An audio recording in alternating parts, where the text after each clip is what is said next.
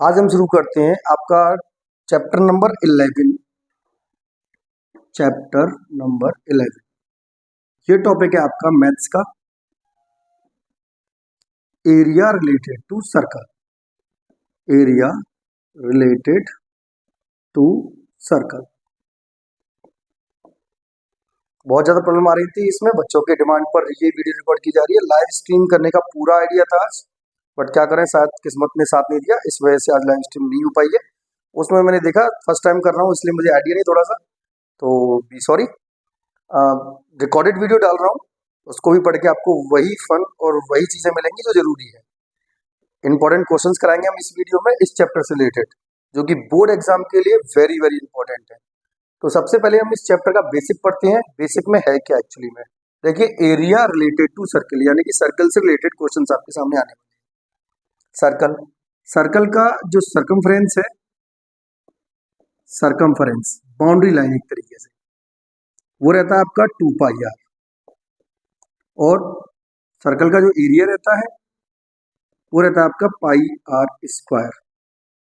अब एक्चुअली में वैसे ये आपका सीबीएसई 10th क्लास और आईसीएसई 9th का टॉपिक है। कुछ एक आध दो क्वेश्चन हो सकते हैं इसके जो आईसीएसई 10th में भी हो, नहीं तो ज्यादातर 9th में है देखा ये टॉपिक आपका। तो 9th और 10th के दोनों बच्चे इस टॉपिक को आराम से देख सकते हैं, कोई प्रॉब्लम नहीं आने वाली है। एरिया हो जाएगा आपके पास पाई आर स्क्वायर, एरिया किसका है, सर्कल का। अब इसमें जो ज्यादा चीजें हम पढ़ते हैं वो होता है आपका सेक्टर। अब सेक्टर बनता क्या है, सेक्टर को बोल देते हैं पीजे स्लाइस। होता कैसे है, देखिए, ये एक सर्कल हो गया, ये इसका सेंटर हो गया, और ये हो गया हमारे पास दोनों रेडियस, और इन दोनों रेडियस और सर्कल की सर्कमफ्रेंस के थ्रू घिरा हुआ पार्ट, ये एनक्लोज पार्ट, इसको बोल देते हैं हम सेक्टर। इस हिस्से को बोला जाता है आपका माइनर सेक्टर, क्योंकि ये छोटा हिस्सा है, पीजे स्लाइस एक तरीके से, तो ये हो जाता है आपका माइनर, और ये हो जाता है आपका बचा हुआ मेजर सेक्टर। और एरिया ऑफ माइनर सेक्टर, और एक बनता है यहां पर एंगल थीटा। माइनर सेक्टर, जब कोई भी आर्क कोई ना कोई एंगल सबटेंड करेगा सेंटर ऊपर, तो एरिया ऑफ माइनर सेक्टर बन जाता है आपका पाई आर स्क्वायर थीटा अपॉन 360। अब इसी में आपसे पूछा जाए, ये है आपका आर्क, इस आर्क को नाम दिया था माइनर का, और इस वाले आर्क को नाम दिया जाता है आपका मेजर का। आउटलाइन थोड़ी सी खराब हो गई है, हटा देते हैं इसको। ये मेजर आर्क है। अब आपसे पूछिए लेंथ ऑफ आर्क क्या रहती है। Length of arc, length of arc बनती है आपकी 2 पाई आर थीटा अपॉन 360। एल से नोट कर देते हैं, आप चाहें तो 2 से 360 को कैंसिल कर सकते हैं, और आपका फॉर्मूला बन जाएगा L is equal to pi R theta upon 180। जो चाहे वैसा हम यूज कर सकते हैं इसके अंदर। आगे आपके पास इसमें बनता है लेंथ ऑफ आर्क हो गया L is equal to 2 pi theta upon 360 हो गया, और इसको ऐसे भी लिखा जा सकता है, दोनों ही हो सकते हैं। एरिया को ए से लिख दिया, एक फॉर्मूला ये बन गया आपका, और एक फॉर्मूला ये बन गया। एक रिलेशन लिखा देता हूं मैं इसमें, जो कि क्वेश्चंस को सॉल्व करने में बहुत हेल्प करता है। Relation between area, length of arc and radius. जब आपके पास थीटा गिवन ना हो, तो एरिया इक्वल टू हो जाता है 1/2 एल इंटू आर। समझ में आ रहा होगा, ए एरिया है, एरिया ऑफ सेक्टर, एल आपके पास लेंथ ऑफ आर्क है, आर हो जाएगा रेडियस ऑफ सर्कल। अब इसमें जो इस चैप्टर में ज्यादातर चीजें जो आती हैं, उसमें एक पार्ट ये भी है। देखिए, ये तो आपका कोई भी एंगल था, मान लीजिए कि एंगल आपका 90 का बनाया हुआ है, तो ऐसे केस में इस वाले पार्ट को बोल देते हैं हम क्वाड्रेंट, या क्वेश्चन में लिखा हुआ आ जाए कि क्वाड्रेंट का एरिया फाइंड करिए। क्वाड्रेंट, क्वाड्रेंट का मीनिंग हो जाता है एक सर्कल का फोर्थ हिस्सा, चौथा वाला हिस्सा। तो सर्कल का एरिया होता है आपका पाई आर स्क्वायर, तो इसका एरिया बन जाएगा आपके पास, एरिया ऑफ क्वाड्रेंट बन जाएगा आपका पाई आर स्क्वायर अपॉन 4। अगर हम फॉर्मूले से वेरीफाई करके देखें तो कैसा रहता है, चलिए देखते हैं। पाई आर स्क्वायर थीटा को 90 लिख दिया हमने अपॉन 360। आप देख रहे हैं कट करने के बाद ये वैल्यू भी क्या हो गई आपकी, pi square upon 4। It means हम जो सोच रहे थे वो एकदम सही था। ओके, आगे तुम्हारे पास इसमें आती है दो चीज, सर्कल दे रखा है, एक कॉर्ड बना दिया, ये सेंटर हो गया। तो कॉर्ड के थ्रू जो एरिया कवर किया जाता है इसको बोलते हैं हम सेगमेंट। क्योंकि आप देख सकते हैं कि ये कॉर्ड इस सर्कल को दो पार्ट में डिवाइड कर रही है, तो नीचे वाला हिस्सा छोटा है तो इसको बोल दिया माइनर सेगमेंट। क्या नाम दे दिया? माइनर सेगमेंट का। और ऊपर वाले हिस्से को नाम दे दिया हमने मेजर सेगमेंट का। तो ये वाला पार्ट क्या हो जाएगा आपका? Major segment. ध्यान रखिएगा कि यहाँ पर दो रेडियस और एक आर्क के बीच का पार्ट आपका सेक्टर बन जाता है, और यहाँ पर एक कॉर्ड और एक आर्क के बीच का पार्ट आपका बन जाता है सेगमेंट। अब इस सेगमेंट का एरिया कैसे फाइंड करेंगे हम? यहां बना देता हूं, थोड़ा सा कम स्पेस लेके लिख रहा हूं। तो area of segment, area of segment बनेगा आपका इसमें, देखिए R square in bracket pi theta upon 360 minus sine theta upon 2 cos theta upon 2। मैं आपको इसकी मेन कंडीशन दे देता हूं। थीटा यहां पर आपको लेना है, थीटा अपॉन 2 कर रहे हैं तो वैल्यूज देखनी पड़ेंगी हमें। तो आपका थीटा यहाँ होना चाहिए 60 डिग्री का, 90 डिग्री का, 120 डिग्री का।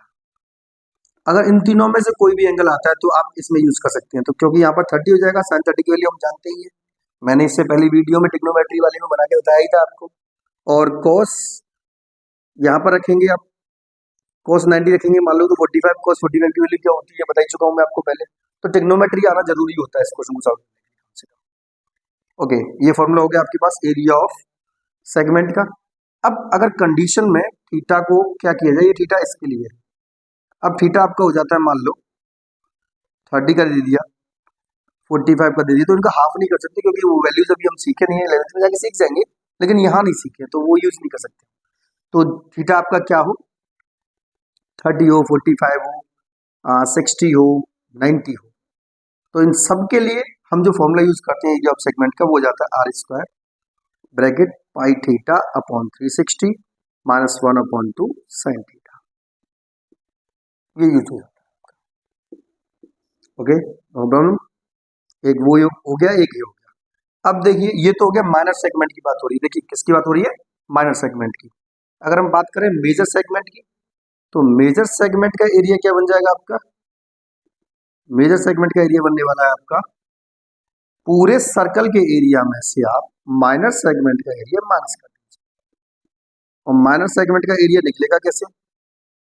वो निकलेगा आपका इन दोनों में से किसी एक फॉर्मूले से। तो मेजर सेगमेंट का एरिया निकल के आ जाएगा। अब इसके बाद अगला टॉपिक शुरू करते हैं हम, आगे का टॉपिक स्टार्ट करते हैं हम इसमें। देखिए एरिया ऑफ सेमी सर्कल पकड़ लेते हैं इसमें, ये आपका सेमी सर्कल। तो एरिया ऑफ सेमी सर्कल क्या होगा आपका? एरिया ऑफ सेमी सर्कल वो रहता है आपका, देखिए सेमी है तो सर्कल के एरिया का हाफ हो जाएगा आपका। और इसका अगर आपसे पेरीमीटर पूछा जाए सेमी सर्कल का पेरीमीटर, तो पेरीमीटर में एक्चुअली में क्या है, अगर मैंने ये लाइन ड्रॉ की है जो कि आपका सेंटर से जा रही है तो ये आर है, ये भी आर रहेगी आपकी। अगर ये वाली लाइन अगर मैंने ड्रॉ की है और ये इतना हिस्सा आपका बनता है, देखिए पूरा रहता है 2 पाई आर पूरा सर्कल, तो हाफ सर्कल कितना हो जाएगा? पाई आर। और साथ में आपके पास आर प्लस आर कितना हो गया? 2 आर। तो पेरीमीटर जब डी का यानी प्रोटेक्टर का पूछा जाता है जिसमें आपका ये वाली साइड भी इंक्लूडेड है तो वो बनता है पाई आर प्लस 2 आर।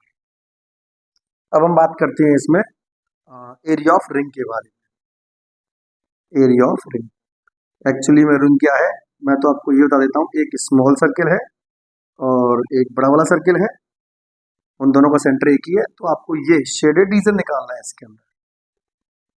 तो शेडेड रीजन निकालने के लिए देखिए अंदर वाली रेडियस को स्मॉल आर ले लेते हैं, बाहर वाली को कैपिटल आर ले लेते हैं। तो इसका जो एरिया बनता है वो बनता है pi capital R square minus small R square. लेकिन अगर क्वेश्चन सॉल्व करते हैं तो इससे हम लिख सकते हैं pi capital R plus small R and capital R minus small R. ये भी हम यूज कर सकते हैं इस जगह पर, दोनों में से कोई सा फॉर्मूला यूज किया जा सकता है। अब एनसीईआरटी में कुछ क्वेश्चंस दिए हुए हैं आपके, उसके बेसिस पर अगर देखा जाए तो एक व्हील दिया जाता है, और व्हील चाहे एक हो चाहे कार के 4 पहिए हो, चलेंगे तो वो चारों एक साथ ही 4 अलग अलग डिस्टेंस कवर कभी नहीं करते, वो एक जैसी डिस्टेंस कवर करते हैं। तो डिस्टेंस कवर करेंगे तो कितनी डिस्टेंस होने वाली है उसके हम कैलकुलेट कैसे करेंगे ये देखते हैं हम इसमें। तो उसके लिए हमें क्या करना पड़ेगा, डिस्टेंस कवर्ड बाय व्हील बना देते हैं इस टॉपिक को। Distance covered bye wheel. तो मान लो व्हील ने n रिवॉल्यूशन किया, रिवॉल्यूशन, ओके। व्हील का जो सर्कमफ्रेंस है c लिख देता हूं 2 पाई r हो जाएगा, ओके। और डिस्टेंस को हम लिख देते हैं क्या, d। तो फॉर्मूला बनता है आपका number of revolution is equal to total distance covered by the body upon circumference. तो इससे हम इजीली फाइंड आउट कर सकते हैं, ओके। अब बात करते हैं कि मान लो एक स्क्वायर है और स्क्वायर के अंदर एक सर्कल आपका इंस्क्राइब्ड है, circle inscribed in a square, लिख देता हूं circle inscribed in a square.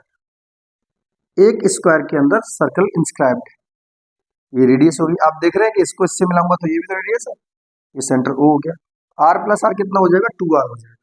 तो यहां पर जो 2r है वो किसके इक्वल हो जाएगी, आपकी रेडियस, सॉरी साइड की, ये क्या है आपकी साइड है। अब बात करते हैं हम इसमें circle circumscribed a square, circumscribed a square. अब सर्कल क्या कर रहा है, एक स्क्वायर को सर्कमस्क्राइब कर रहा है, ऐसे स्क्वायर को हम साइक्लिक क्वाड्रिलेटरल भी कहते हैं, क्या बोल देते हैं, साइक्लिक क्वाड्रिलेटरल।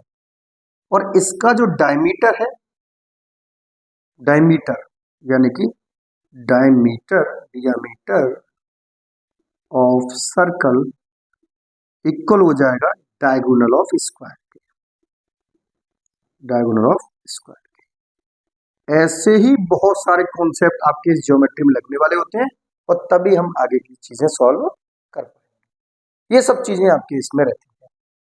और अब हम आपके इंपॉर्टेंट क्वेश्चंस, कुछ एनसीईआरटी के क्वेश्चंस, कुछ बोर्ड के क्वेश्चन शुरू करते हैं जो कि बोर्ड के एग्जाम में आएंगे। आगे हम अगला टॉपिक जो है वो उसी का शुरू करते हैं इसमें। देखिए, तो आज का आपका पहला क्वेश्चन है इसमें जो कि सीबीएसई 2012 में आ चुका है। मैं पहले भी कह चुका हूँ, अच्छी प्रैक्टिस करने के लिए हमें प्रीवियस ईयर क्वेश्चंस को लगाना ही चाहिए। दो चीजें इंपॉर्टेंट है केवल आपके लिए, एक एनसीईआरटी की बुक और एक पीवाईक्यू क्वेश्चंस। एनसीईआरटी बुक और पीवाईक्यू क्वेश्चंस अगर आपने कर लिए तो मैं आपको गारंटी देता हूँ 100% मार्क्स की, कोई भी नहीं रोक पाएगा आपको जीतने से। 100% श्योर आपके 100% मार्क्स आएंगे और ये पूरा चैप्टर केवल इन्हीं दोनों चीजों से क्लियर हो जाएगा। ज्योमेट्री का 99% क्वेश्चन आपका एनसीईआरटी की बुक से और पीवाईक्यू से आता है ज्यादातर। तो ज्योमेट्री में आपका सर्कल रहता है, ट्रायंगल रहता है और इरेगुलर सर्कल रहता है। मेनली कर डालिए, उड़ा डालिए।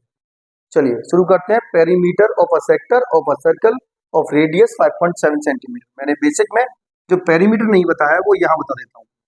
देखिए, कोई भी चीज अगर वहां छूट जाती तो वहां यहाँ आ जाएगी। पेरीमीटर ऑफ अ सेक्टर, तो पहले तो हमें पता करना पड़ेगा सेक्टर की शेप कैसी है। तो कुछ शेप इस तरीके की रहती है, यहाँ एंगल सबटेंडेड होता है, ये मान लीजिए सेंटर है आपका और ये सर्कल वाला आर्क है जिसको हम एल से नोट करते हैं, ये दोनों रेडियस है। पेरीमीटर का मतलब होता है कि बाउंड्री, तो ये बाउंड्री देखिए, एक आर हो गई, एक एल हो गई, एक आर हो गई, तो ये होता है एल प्लस 2r, ओके। अब आपके पास perimeter of a sector, question खुद ही गिवन करा रहा है, कितना है 27.2 सेंटीमीटर, तो ये हो गया आपके पास 27.2 सेंटीमीटर। लेंथ ऑफ आर्क हमें पता नहीं है, 2 इंटू रेडियस कितनी है, ये इंपॉर्टेंट फॉर्मूला है, जो वहां लिखा हो उसमें ये इंक्लूड और कर लीजिएगा। वीडियो को पॉज करके आप कोई भी फॉर्मूला, कोई भी क्वेश्चन लिख सकते हैं और जो भी आपके डाउट्स हो इस चैप्टर से रिलेटेड आप कमेंट में डाल सकते हैं। आगे आपके पास रेडियस है 5.7, नाउ 2 7 जा 14, 5 2 जा 10 और 1 11 plus L is equal to 27.2। Basic करिए सब कुछ, बिल्कुल टेंशन लेने की जरूरत नहीं है। 27.2 हमें नहीं पता, हम नहीं जानते बिल्कुल भी, ज्यादा पढ़े लिखे हैं नहीं, कम पढ़े लिखे थोड़े। सीधे सीधे जैसे बचपन से सब्ट्रैक्शन करते चले हैं वैसे करिए, गलती नहीं होनी चाहिए मेन चीज। 12 माइनस 4 8 रह जाएगा, यहाँ 6 माइनस 1 5 रह जाएगा और यहाँ पर कितना रह जाएगा आपके पास 2 माइनस 1 1 रह जाएगी, तो 15.8 ये हो गया आपके पास लेंथ ऑफ आर्क।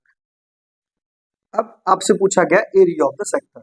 मान लो एंगल हमें नहीं पता है क्योंकि क्वेश्चन में दिया भी नहीं गया है, तो मैंने आपको रिलेशन लिखाया था area of sector is equal to होता है 1/2 L into R. Very good. अब यहां पर आपके पास है 1/2, L की वैल्यू होगी आपके पास 15.8 और R के लिए आपके पास वैल्यू हो जाएगी, R आपके पास गिवन है 5.7 का। आप 2 से इसको कैंसिल कर सकते हैं, ये हो जाएगा आपके पास 2 7 जा 14, 2 9 जा 18, 7 जा 14, 2 9 जा 18 इंटू 5.7। इन दोनों का मल्टीप्लिकेशन करने के बाद आपको आंसर मिल ही जाएगा। ओके, आंसर अगर वेरिफिकेशन करना है तो मैं आपको एक सेकंड में देता हूं। इसका आंसर कितना बनने वाला है 16.8 सेंटीमीटर।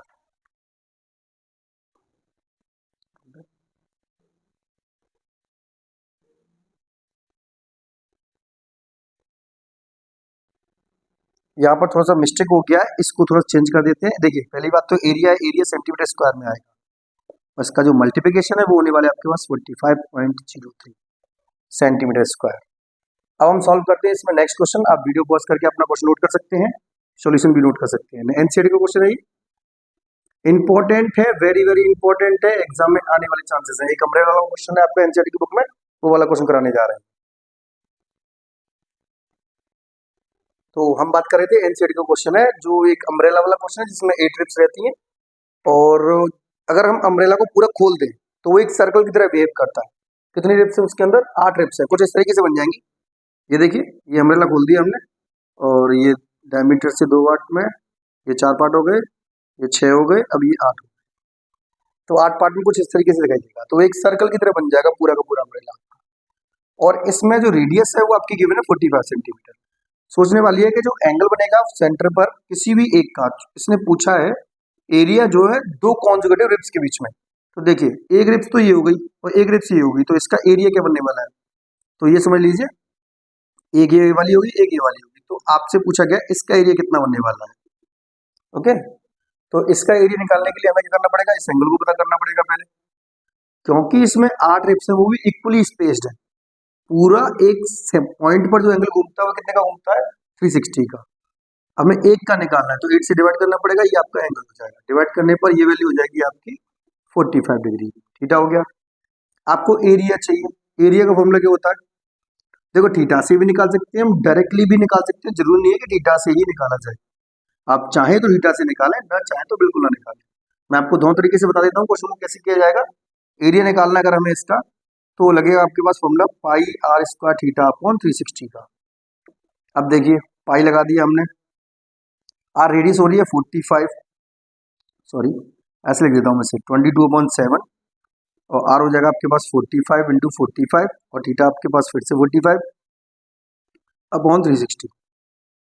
आप इसको कट कर देंगे 45 360 को 45 से 8 टाइम्स कट जाएगा और ये आपका कट जाएगा 11 टाइम्स और ये हो जाएगा आपके पास 4 टाइम्स।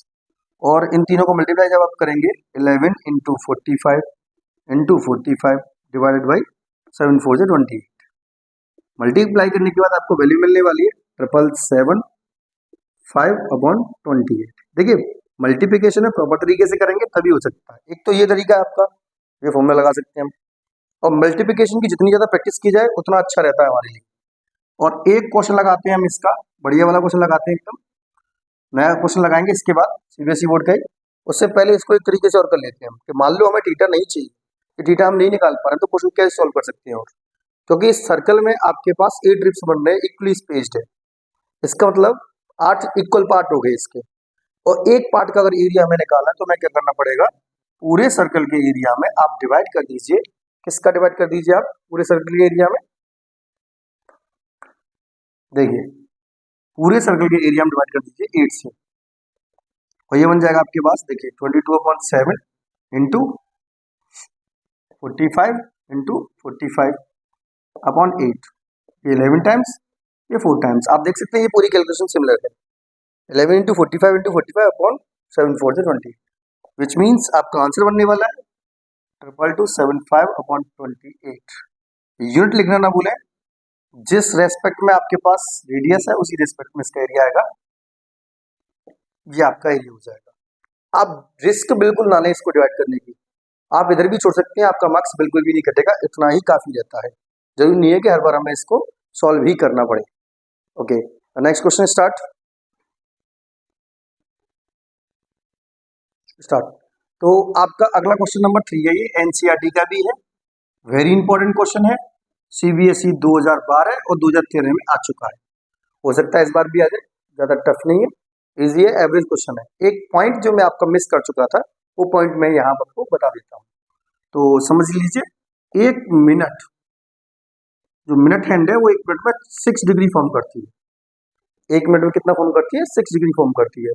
तो ये पॉइंट आप अपने दिमाग में सेट कर लीजिए कि मिनट हैंड ऑलवेज एक मिनट में कितना फॉर्म करेगी? 6 डिग्री का एंगल फॉर्म करेगी।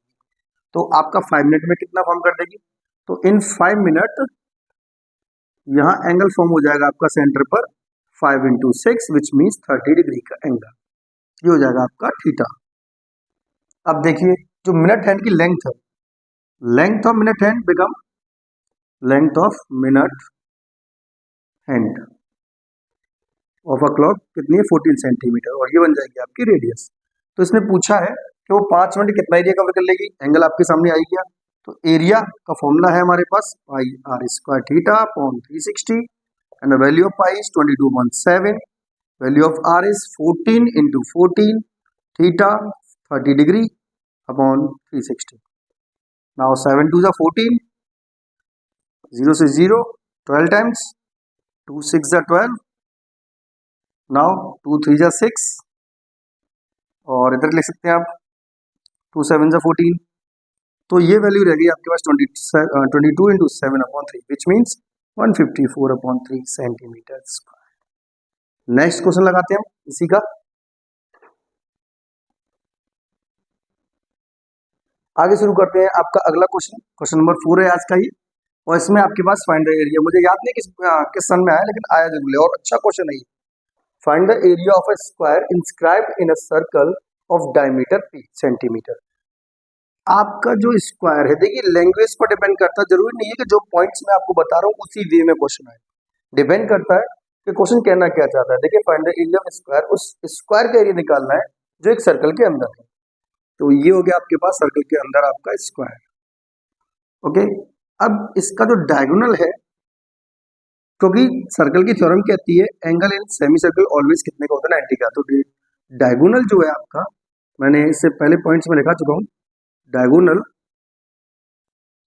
ऑफ स्क्वायर वो किसके इक्वल हो जाएगा? आपके पास डायमीटर के, डियामीटर के इक्वल हो जाएगा।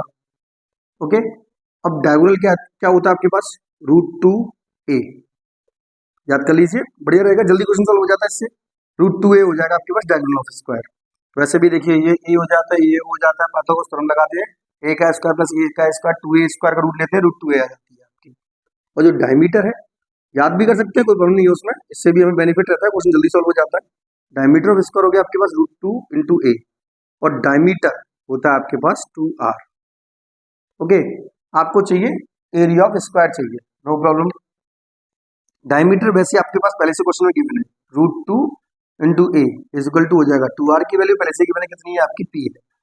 अगर मैं ऑन स्क्वायरिंग बोथ साइड कर देता हूँ, ऑन स्क्वायरिंग बोथ साइड, तो बेटा ये हो जाता है आपका √2 का स्क्वायर, देखिए √2a का square is equal to p का स्क्वायर, ये हो जाएगी √2 का स्क्वायर, 2 हो जाएगा, a का स्क्वायर a स्क्वायर हो जाएगी इक्वल टू p स्क्वायर हो जाएगी। तो यहाँ से a स्क्वायर की वैल्यू कितनी हो जाएगी? p square upon 2। जो a स्क्वायर है वो क्या हो जाएगा आपके पास? एरिया ऑफ स्क्वायर, स्क्वायर का एरिया, जो कि डिमांड है इस क्वेश्चन की, एरिया ऑफ स्क्वायर निकालना है, जो कि बन जाएगा आपका p square upon 2। Now let's start. ये सेंटीमीटर स्क्वायर भी लिख सकते हैं आप इसको, क्योंकि ये सेंटीमीटर में है, तो आपका एरिया जो है वो सेंटीमीटर स्क्वायर में आ जाएगा। Now will start next question. अब हम शुरू करते हैं अगला क्वेश्चन, क्वेश्चन नंबर 5 है, ये भी बोर्ड का क्वेश्चन है, 2014 में आया हुआ है सीबीएसई में, अच्छा क्वेश्चन है। आजकल ये क्या है, एनसीईआरटी में से गायब कर दिया है, एनसीईआरटी में सिलेबस क्या हटाया, एनसीईआरटी डाइट पे क्या चली गई है, ऐसा लगने लगा है, उसमें जो क्वेश्चन सारे के सारे उड़ा दिए। बढ़िया क्वेश्चन है, एक कर्व है और एक स्क्वायर दिया हुआ है इसके अंदर, ये स्क्वायर दिया हुआ है आपका बिल्कुल, और आपसे पूछा गया है इसका शेडेड रीजन का एरिया कितना होगा, जिसमें OA की डिस्टेंस आपके पास गिवन है 20 सेंटीमीटर, जो कि एक साइड हो जाएगी स्क्वायर की। अब सोचने वाली बात है कि हम निकालेंगे कैसे, तो फिगर को देख के पहले एनालाइज कर लेते हैं कि एक्चुअली में कॉन्सेप्ट क्या रहेगा जिससे कि हम क्वेश्चन सॉल्व कर सकते हैं। आपको दिखाई दे रहा है ये क्वाड्रेंट, अगर क्वाड्रेंट में से मैं इस स्क्वायर को हटा देता हूं तो शेडेड रीजन आ जाएगा आपका। ये पूरा का पूरा क्वाड्रेंट है, यहाँ से लेके यहाँ तक का, है कि नहीं। और इसमें से अगर स्क्वायर को हटा दिया जाए तो आपको बचा हुआ शेडेड रीजन का एरिया आ जाएगा। तो यही कॉन्सेप्ट लगा देते हैं और लिख देते हैं इसमें पहले एरिया ऑफ शेडेड रीजन। बनने वाला है आपका क्या, एरिया ऑफ क्वाड्रेंट, क्वाड्रेंट को क्यों से दिखा दिया मैंने, माइनस एरिया ऑफ स्क्वायर, ये लगा देते हैं इसके अंदर, ठीक है। और क्वाड्रेंट का एरिया मैं बता चुका हूं पहले ही, क्या बनता है आपके पास pi r square upon 4 minus area of square का बन जाएगा साइड का स्क्वायर। अब हमारे पास साइड तो है लेकिन रेडियस नहीं, तो जो रेडियस है देखिए ये पूरी साइड ओपी रेडियस हो सकती है, ओ की रेडियस हो सकती है, लेकिन हमारे पास ना तो एपी है ना सी क्यू है, तो फिर रेडियस कैसे निकलेगी, तो रेडियस निकलेगी आपकी इसके डायगोनल से।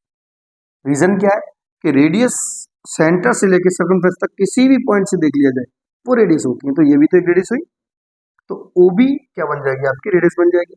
लेकिन निकलेगी कैसे ये निकलेगी आपकी पाइथागोरस थ्योरम से, ये भी 20 है ये भी 20 है, आप लगाएंगे इसमें पाइथागोरस थ्योरम, तो रूट में बेस का स्क्वायर प्लस परपेंडिकुलर का स्क्वायर हाइपोटेन्यूज के इक्वल हो जाता है, ये हो जाएगी आपके पास 400 प्लस 400 विच मीन्स ये हो जाएगा आपके पास 800, और 800 के हम रूट निकालेंगे तो ये हो जाएगा आपके पास कितना 2√2 इंटू 10 विच मीन्स 20√2 सेंटीमीटर, जो कि हो गई आपकी रेडियस।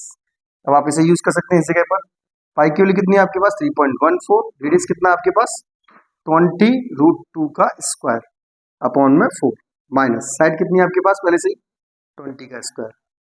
अब देखिए इन दोनों में 20 का स्क्वायर है तो क्यों ना 20 का स्क्वायर कॉमन ले जाए, तो 20 इंटू 20 ले लिया मैंने कॉमन, अंदर रह गया आपके पास कितना 3.14 इंटू √2 का स्क्वायर कितना हो जाएगा 2 अपॉन में 4 माइनस 1। देखिए मेरे कॉन्सेप्ट है, मेरी कैलकुलेशन है, मैं अपने तरीके से करता हूँ, आपकी कॉन्सेप्ट आपकी कैलकुलेशन आपकी तरीके की है, बस गलत नहीं होनी चाहिए मैथमेटिक्स के अंदर। 2 से 4 2 टाइम्स कट गया, 2 से इसको काट सकते हैं आप, 2 1 जा 2 1 2 5 जा 10 2 7 जा 14। अब आपके पास ये वैल्यू रह जाती है कितनी, देखिए 20 into 20 in the bracket 1.57 minus 1। जब आप 1.57 को माइनस करेंगे 1 से तो ये रह जाएगी 0.57। अब आप इसे देख सकते हैं, ये हो जाएगा आपके पास 400, ये 0.57, और जब हम मल्टीप्लाई करेंगे इसमें 0 0 4 7 जा 28 टू कैरी 4 5 जा 20 और 2 22, और 2 डिवाइड इसमें लगा देंगे, ये हो जाएगा आपके पास सेंटीमीटर स्क्वायर। ये क्वेश्चन कंप्लीट हो जाता है। अब इसके बाद क्या रहता है मैं आपको बता देता हूं कि इसके बचे हुए क्वेश्चंस और सीबीएसई के जो PYQs हैं उन सबको हम नेक्स्ट वीडियो में डालने वाले हैं। आज नहीं हो पाया, थोड़ा सा लेट भी हो गए और लाइव स्ट्रीमिंग नहीं हो पाई। डेफिनेटली हम कल से लाइव स्ट्रीम करने की पूरी कोशिश करेंगे और ज्यादा क्वेश्चन करने की कोशिश करेंगे। जुड़े रहिए हमारे साथ आपके फेवरेट चैनल में RK tutorials. Thank you so much.